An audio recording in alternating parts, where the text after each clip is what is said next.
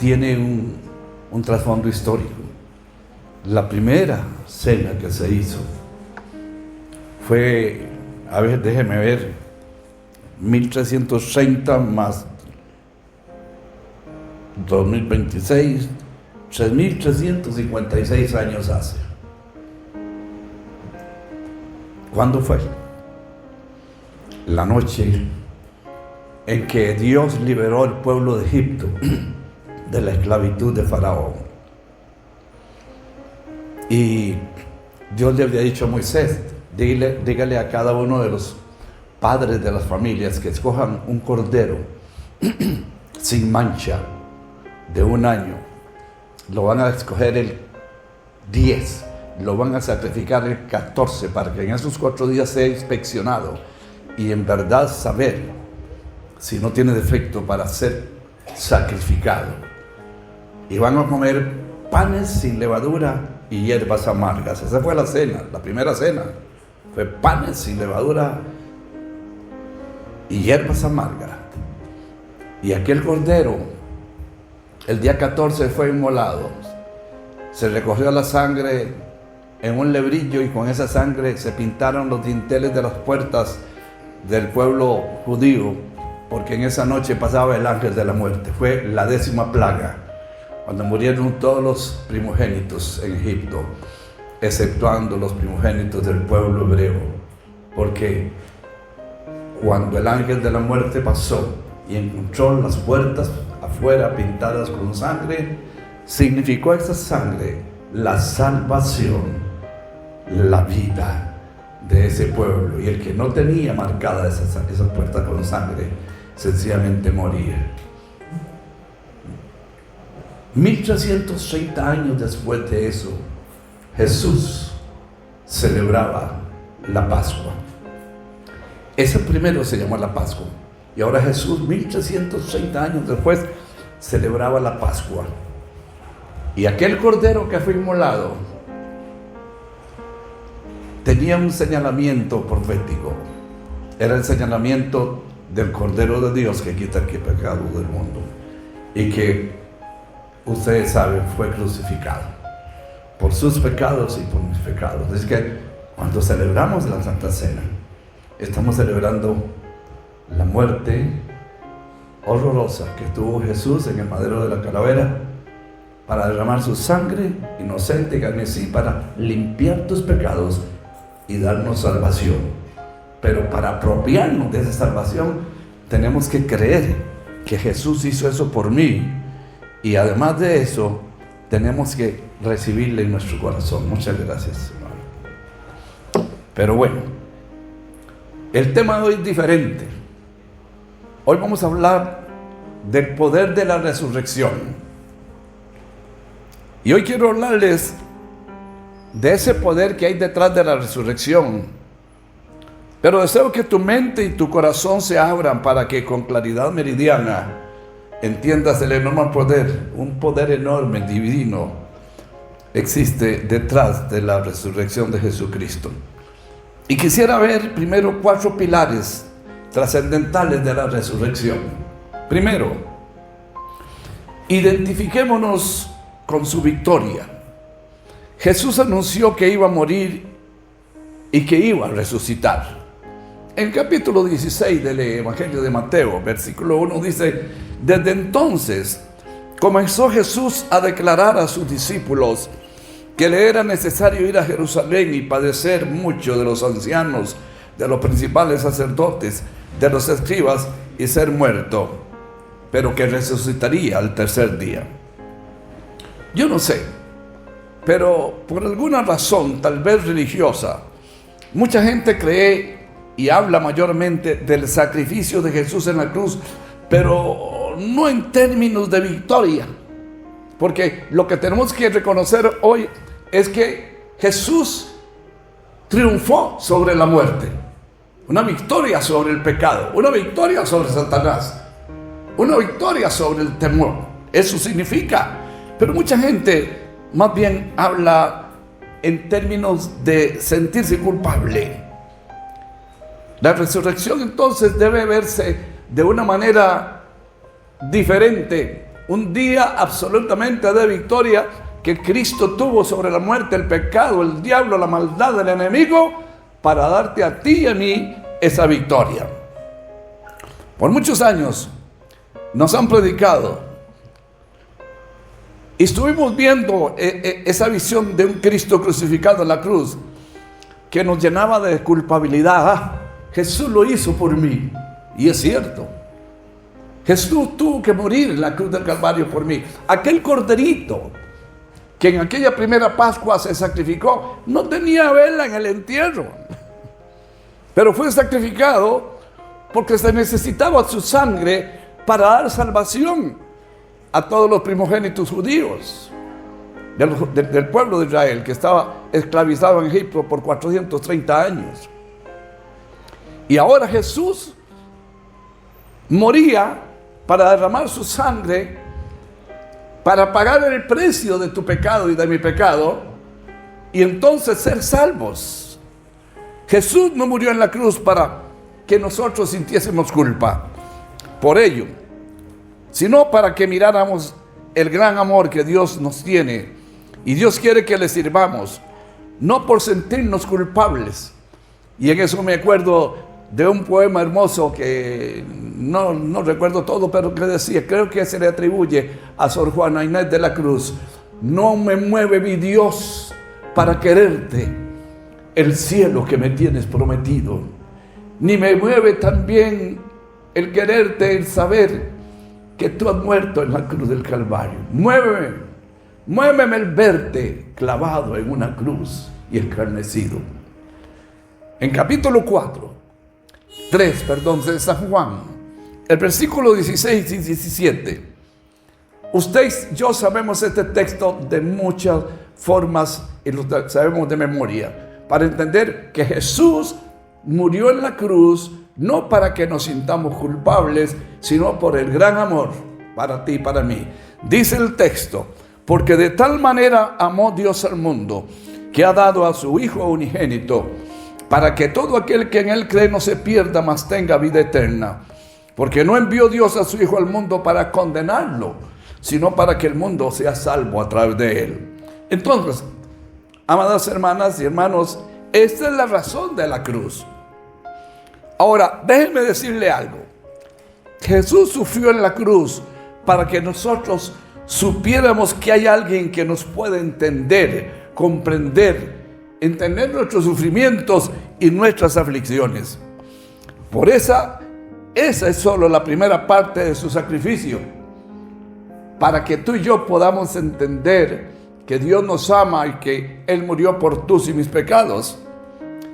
Pero la resurrección es el objeto cumplido, es la victoria de Jesús sobre Satanás, sobre el pecado, sobre la muerte, para que esa victoria tú y yo la disfrutemos con vida y vida en abundancia. El apóstol Pablo dice en 1 Corintios 15, 55 al 57, ¿dónde está, oh muerte, tu aguijón? ¿Dónde, oh sepulcro, tu victoria? Ya que el aguijón de la muerte es el pecado, y el poder del pecado es la ley. Mas gracias a Dios sean dadas, que nos da la victoria por medio de nuestro Señor Jesucristo. Escucha esto. Jesús se identifica con nuestro sufrimiento para que nosotros nos identifiquemos con su victoria.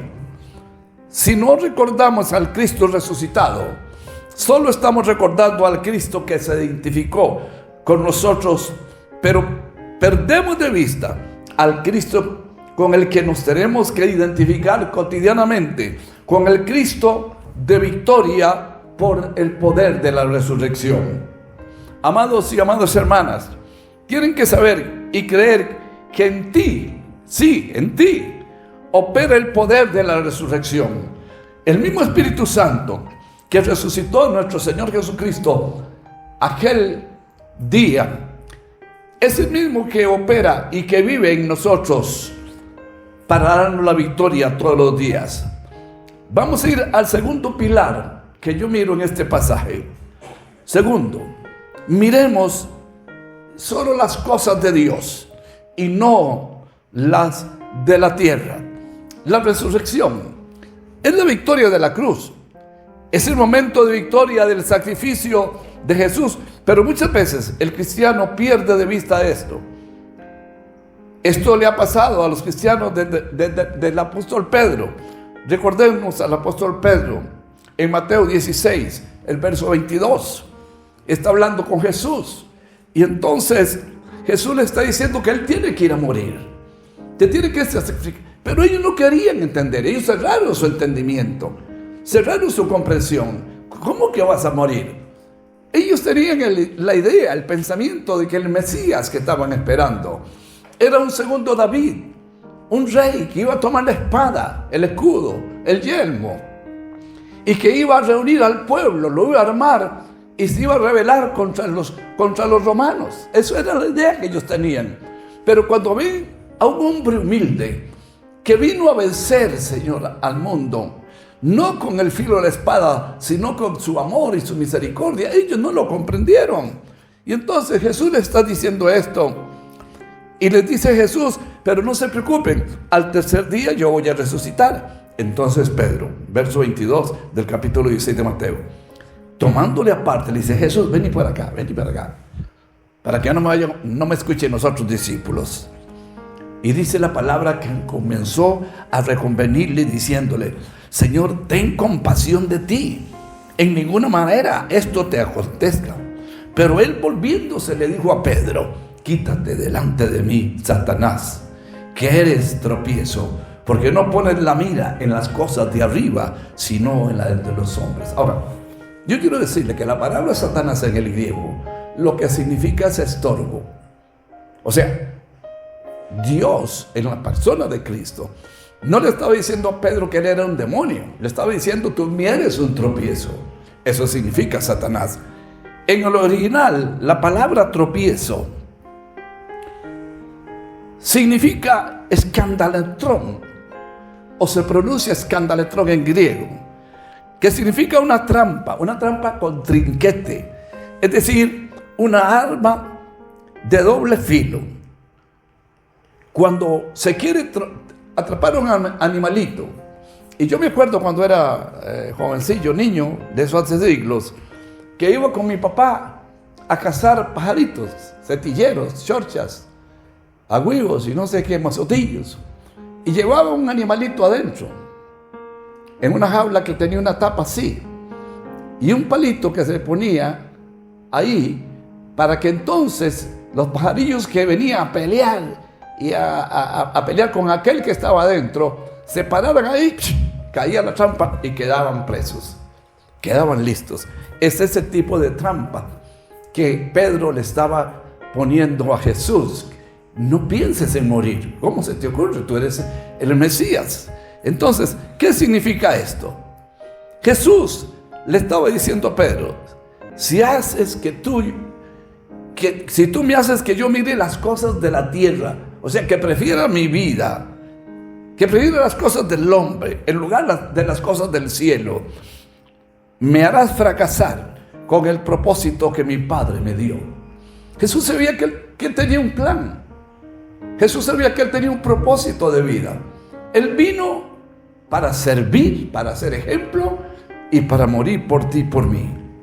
En Colosenses, capítulo 3, versículo 1 al 3, el apóstol Pablo dice: pues habéis resucitado con Cristo. Buscad las cosas de arriba, donde Cristo está sentado a la diestra de Dios. Y poned la mira en las cosas de arriba, no en las cosas de la tierra. Porque habéis muerto y vuestra vida escondida está con Cristo en Dios. En otras palabras, Jesús le está diciendo: Pedro, no me seas de tropiezo. Yo tengo en mente y en mi corazón una misión que cumplir. Y ningún hombre, ni ningún tesoro, ni ningún demonio me va a desviar de ese propósito. Es lo que el Padre me dio y yo voy a cumplirlo. Así que, Pedro, no me hagas esto. Y refuerzo con lo que el apóstol Pablo está diciendo: tu vida y mi vida están en Cristo Jesús. El verdadero significado de estos versículos que acabamos de leer, y voy a leérselos, y poner la mira en las cosas de arriba, no en las de la tierra, porque habéis muerto y vuestra vida está escondida en Cristo Jesús, lo veo, hermanos, aquí en 3 puntos claves. Primero, nueva vida en Cristo. Sabemos que los creyentes que hemos aceptado a Jesús, hemos resucitado juntamente con Él, lo que simboliza una transformación espiritual y una nueva existencia, una nueva vida en Cristo Jesús, una nueva vida. Yo era una persona perdida. Mi madre me decía: hijo, mas buscad primeramente el reino de Dios y su justicia, y todo lo demás va a ser añadido. Yo andaba bien perdido cuando joven, pero un día Cristo vino a mi corazón. Un día de la madre, un 15 de agosto, que me invitó ella a la iglesia. Y me dijo: yo no voy a recibirle a usted ningún regalo. No quiero flores, no quiero regalos. Lo único que quiero es que ustedes, mis hijos, me acompañen a la iglesia, porque en la iglesia van a celebrar el Día de la Madre. Y se propuso hacerlo, y se puso firme. Y al final todos tuvimos que ir. Y ese 15 de agosto, el Señor tocó mi corazón y cambió mi vida desde entonces y para siempre. Segundo, lo que veo en ese texto, que tenemos un enfoque espiritual, un enfoque celestial. El texto nos exhorta a buscar las cosas de arriba, es decir, tener una perspectiva y valores centrados en lo espiritual, centrados en lo eterno, en lugar de preocupaciones, por los valores terrenales. Hay muchas personas que se desviven por hacer riqueza y llegan a tener mucho dinero, otros por tener fama. ¿Y qué sucede con gente que tiene fama y que tiene dinero? Viven una vida vacía, una vida desgraciada. ¿Cuántos usted y yo conocemos, artistas de cine, de Hollywood, que tienen todo lo que en esta tierra cualquier hombre o mujer pueden tener y terminan quitándose la vida con una sobredosis de droga? Millonarios y famosos, pero aquí en el corazón vacíos. Porque déjame decirte algo: el vacío que hay en el corazón del hombre es tan grande, tan grande, tan grande, que no puede llenarlo ninguna cantidad de dinero ni ninguna cantidad de fama. Solo puede llenarlo algo tan grande como nuestro Señor Jesucristo. Número 3. Miremos nuestro estado actual. El texto nos menciona que hemos muerto en Cristo y que nuestra vida está escondida en Cristo, lo que indica que nuestra verdadera identidad y nuestra verdadera seguridad están en Jesús, no en las cosas del mundo. En resumen, estos versículos nos llaman a vivir en una perspectiva celestial, valorando lo espiritual y recordando nuestra identidad en Cristo, alejándonos de las preocupaciones y deseos terrenales. Miremos el tercer pilar de lo que es el texto general. Jesús, aún muerto, era una amenaza. ¡Qué tremendo! Después de poner a Jesús en el sepulcro, dice la Escritura, Mateo 27, 62 al 66, y al día siguiente, que es después de la preparación, se reunieron los principales sacerdotes y los fariseos ante Pilato, diciendo: Señor, nos acordamos que aquel engañador, refiriéndose a Jesús, dijo, viviendo aún, después de 3 días resucitaré. Te pedimos que mandes, pues, que se asegure el sepulcro hasta el tercer día, no sea que vengan sus discípulos de noche y lo hurten y digan al pueblo: resucitó entre los muertos. Y será el postrer error peor que el primero. Y Pilato les dijo: ahí tenéis una guardia, id, aseguradlo como sabéis. Entonces ellos fueron y aseguraron el sepulcro, sellando la piedra y poniendo la guardia. Entonces escuche, aún Jesús, estando muerto en el sepulcro, los religiosos pidieron poner ahí en la piedra que tapaba el sepulcro un sello y una guarda permanente. Jesús, hasta muerto, era una amenaza para ellos. Pero ¿sabes por qué? El pasaje dice que después de la crucifixión, los líderes religiosos temían que a los discípulos de Jesús pudieran robarse el cuerpo. y afirmar que él había resucitado, lo cual sería una falsa declaración y podría generar confusión y problemas para ellos, los religiosos. Pero el verdadero significado de su petición es el siguiente, y lo tengo en 3 partes. Primero, temor a la falsificación. Los fariseos estaban preocupados porque si el cuerpo de Jesús era robado, podrían surgir rumores de que Jesús había verdaderamente resucitado, lo cual contradecía sus expectativas y creencias. Entonces quisieron asegurarse de que eso no ocurriera. Vamos a asegurarnos de que ese cuerpo no va a salir de esa tumba, que esa puerta de piedra que hay ahí, nadie le va a tocar. Segundo, ellos querían mantener el control y la autoridad. Al sellar el sepulcro y poner guardias, buscaban mantener control sobre la situación y así evitar que los discípulos hicieran fraude o manipulaciones relacionadas con el cuerpo de Jesús. Mire usted hasta dónde llega la maldad y la incredulidad de sus religiosos. Número 3. Ellos tenían miedo a las consecuencias.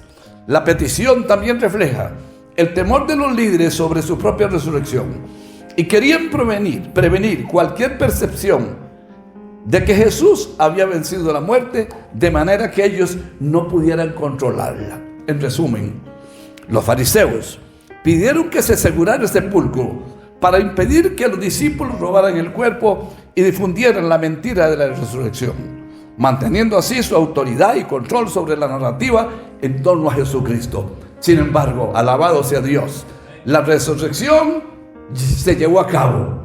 Jesús no se quedó en la tumba. ¿Cuántos dan gloria a Dios? Jesús resucitó, demostrando que sus planes, los planes de Dios, los planes de Jesús, los planes de los fariseos no pudieron detener el plan divino. Esto nos enseña que cuando tú usas tu fe para creer, Dios tiene un gran propósito para contigo. Aunque hoy tú estés como muerto, es decir, envuelto en condiciones o circunstancias de muerte, y no me refiero a una muerte física, sino a circunstancias difíciles, por decirlo de alguna manera, en tus peores momentos. Aún así, tú eres una amenaza para el diablo. Escúchame bien, cuando tú recibes a Cristo en tu corazón, tú te conviertes en un enemigo del diablo. Tú te conviertes en una amenaza para el enemigo. Él no quiere que tú tengas a Cristo en tu corazón. Él quiere verte en el pecado. Él quiere verte en el mundo. Él quiere verte haciendo maldad. Por eso yo quiero que veamos algunos detalles de esta imagen. Primero vamos a ver la piedra. La piedra representa las circunstancias, representa las situaciones que te mantienen como muerto detrás de esa piedra. Lo que quiero decir es que aunque sobre ti esté puesta la piedra de un mal matrimonio, de una gran escasez económica, de una fuerte enfermedad, de una fuerte adicción que no puede dejar, de malas relaciones o de una familia disfuncional, aunque tú estés detrás de la puerta lleno de temores, de problemas con malos hábitos, ataduras en la carne, problemas en relaciones, inseguridad en tu mente y en tu corazón y problemas de temperamento, aunque eso suceda, el diablo, que está muy contento y que quiere mantenerte allí encerrado, él va a usar a la guardia, va a usar a gente, a circunstancias, aún a tus propios pensamientos, para asegurarse que no salgas de allí, que te quedes detrás de esa piedra como muerto. Eso es el plan del diablo. Por eso el diablo no quiere ni tiene interés en que tú y yo seamos salvos, de ninguna manera. Y si tú y yo somos salvos, él va a traer enfermedad, problemas, situaciones difíciles, circunstancias amorfas, totalmente para mantenernos detrás de la piedra. Él no quiere que salgamos. Segundo detalle, los sellos. Pero aunque tengas esas condiciones tan difíciles, para asegurarse de que no salgas, el diablo buscará sellar la piedra con el sello del fracaso, los sellos de la crítica, los sellos de la mala percepción, los sellos de la mentira, los sellos de la culpabilidad, los sellos del conformismo, los sellos del miedo y el temor, los sellos de la vergüenza, etcétera, etcétera. Pero hoy te tengo buenas noticias. ¿Cuántos quieren escuchar buenas noticias? Y es que Dios ha puesto sobre ti un sello más grande que todos los sellos juntos que el diablo quiere ponerte. Dios te ha puesto el sello de que Él ha resucitado. Denle un aplauso al Señor. Y si Él ha resucitado, lo que dice la Escritura es que juntamente con Él, tú y yo hemos resucitado. Y este sello dice que tú te levantarás. Ese sello dice que recibirás sanidad. Ese sello dice que saldrás victoriosa. Ese sello dice que vendrá bonanza para tu vida y tu familia. Ese sello dice que eres más que vencedor. Ese sello dice que no te paralices, que sigas caminando, que donde hoy estás no es tu destino. Definitivamente no. Solo es parte del camino. Ese sello dice que Dios está contigo, que te toma de tu mano y te lleva a pastos verdes y a aguas frescas. Aleluya. El apóstol Pablo nos recuerda en Efesios capítulo 2, versículos 4, 5 y 6. Dice: pero Dios, que es rico en misericordia, por su gran amor con que nos amó, aun estando nosotros muertos en delitos y pecados, nos dio vida juntamente con Cristo, porque por gracia sois salvos. Y juntamente con Él, esto es lo que quiero que usted recuerde, y juntamente con Él, Él nos resucitó. Y asimismo nos hizo sentar en lugares celestiales con Cristo Jesús. Otro detalle, la guardia. Dice la palabra que esos religiosos le pidieron al gobernador que les diera una guardia para presentarla allí noche y día, y no permitir que nadie viniera a llevarse el cuerpo de Jesús. Dicen que esta guardia es una guardia especial. Eran soldados de élite que podían permanecer sin dormir hasta 3 días. Eran soldados especiales. Aleluya. El diablo, amado hermano y amada hermana, usará a gente que tenga el propósito de velar para que tú no te levantes. ¿Quiénes? Amigos, familiares, compañeros de trabajo, hijos, esposos, temores, fantasmas del pasado. Esos soldados están allí afuera para que nadie viniera a quitar los sellos de la piedra y pudieran removerla. Igual en tu vida hay gente que no querrá que tú te acerques a las personas que te pueden ayudar a salir, y querrán que tú te quedes ahí atrás. No quiere que te acerques a personas que te van a ayudar a alejarte de la maldad y buscar a Dios. Te presionarán, ellos van a chantajearte, te harán la vida difícil con tal que no venga gente y quieren convencerte de que Dios te sacará de allí, que Dios quitará esa piedra. Hay gente como nosotros, los hijos de Dios, que es lo que le decimos las buenas nuevas a la gente. Dios quiere que salgas de esa condición. Dios quiere que no sigas encadenado al pecado. Dios quiere que entiendas que la Biblia dice que la paga del pecado es la muerte. Y no es que vas a caer para atrás y te vas a dar un cocazo. No, pecado. La paga del pecado es la muerte. Esa muerte significa separación de Dios. Aquellos que no tienen a Cristo en el corazón están separados de Dios. Y no hay cosa más triste que estar lejos de Dios. Pero para aquellos que hemos abierto nuestro corazón a Jesús y a través de su Espíritu Santo Él mora en nosotros, estamos cerca del Señor, y Él nos guardará, y Él nos protegerá, y Él nos va a bendecir. Pero quiero decirte, número 4, Dios removerá la piedra. El capítulo 28 del Evangelio de Mateo, versículo 1 al 7, dice así: pasado el día de reposo, al amanecer del primer día de la semana, domingo por la mañana, vinieron María Magdalena y la otra María a ver el sepulcro. Y hubo un gran terremoto, porque un ángel del Señor descendió del cielo, y llegando, el ángel removió la piedra y se sentó sobre ella. Su aspecto era como un relámpago y su vestido blanco como la nieve. Y de miedo de él, aquellos guardias temblaron, se quedaron como muertos. Pero el ángel le respondió diciéndole a las mujeres: no temáis vosotras, porque yo sé lo que buscáis. Buscáis a Jesús, el que fue crucificado. Venid y ved el lugar donde él fue puesto, e id pronto y decid a sus discípulos que él ha resucitado de los muertos. Y aquí va delante de vosotros a Galilea, y allí le veréis. He aquí os lo he dicho. Amados y amadas hermanas, Dios levantó a Jesús de entre los muertos, porque Jesús tenía un propósito grande de su Padre. Jesús sabía que él moriría, pero estaba confiado en que él resucitaría. Se lo digo muchas veces a sus discípulos. Y cuando tú crees en un gran propósito, un propósito que Dios tiene para tu vida, déjame decirte algo. Y aquí quiero hacer un paréntesis.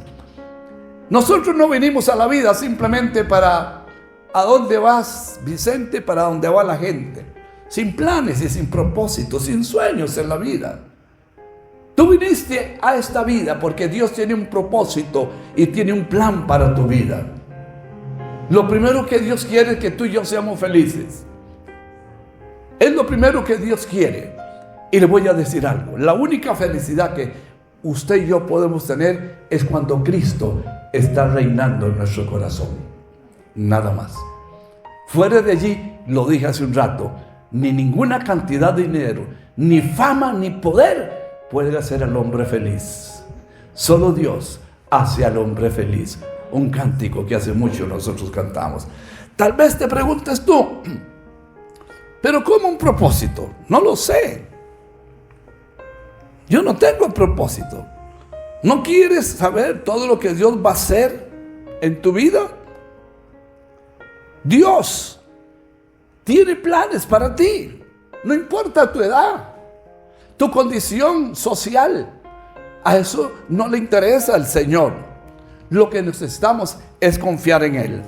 En Marcos capítulo 4, el verso 26 al 29, dice: y decía además, Jesús hablando a sus discípulos: así es el reino de Dios, como cuando un hombre echa semilla en la tierra y duerme, y se levanta de noche y de día, y la semilla brota y crece sin que él sepa cómo. Porque de suyo lleva fruto la tierra. Primero la hierba, luego la espiga, después el grano que llena la espiga. Y cuando el fruto está maduro, enseguida se mete la hoz para que la siega porque la siega ha llegado.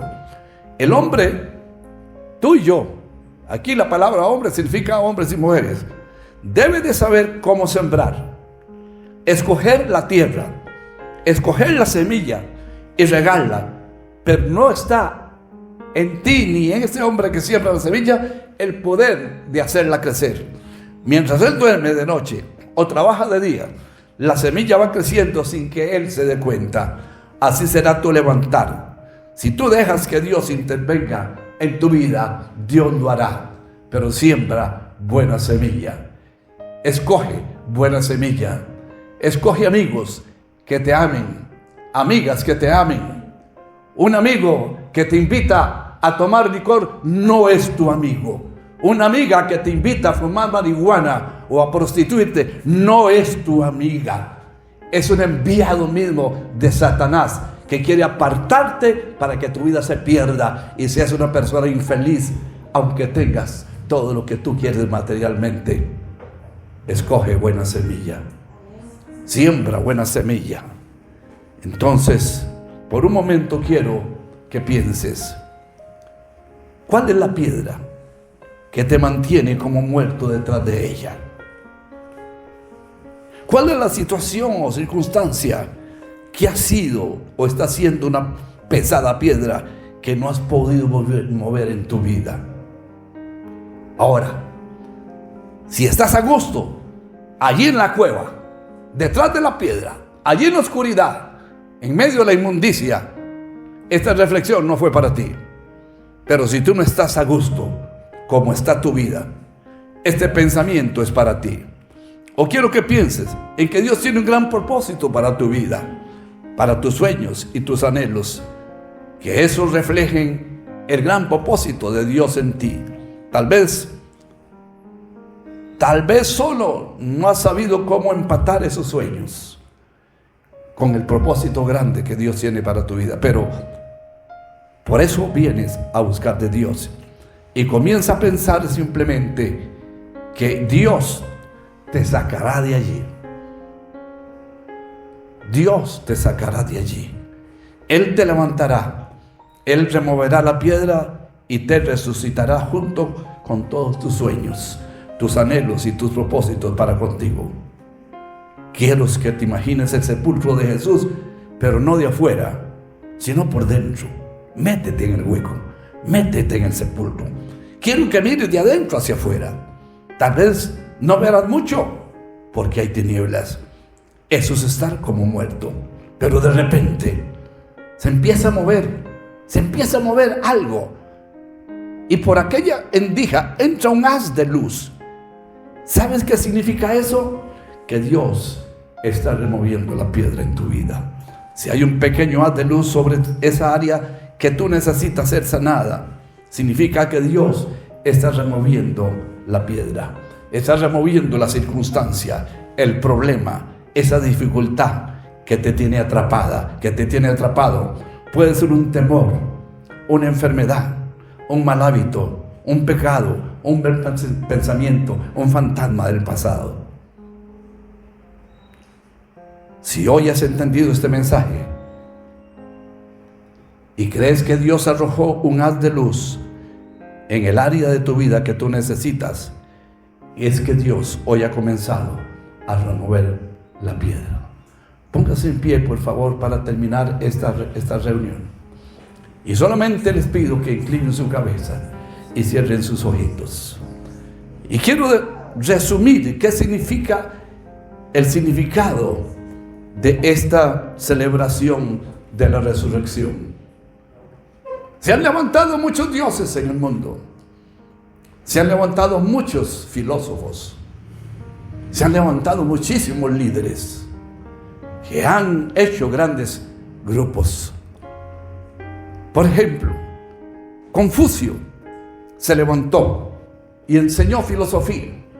Pero si tú vas a la China, encontrarás un gran sepulcro que dice: aquí yacen los restos de Confucio. Si usted va a la Meca, a la Piedra Negra, encontrarás a Mahoma, el falso profeta que cambió la Biblia y que hizo locuras que hasta hoy nos están perjudicando al mundo entero.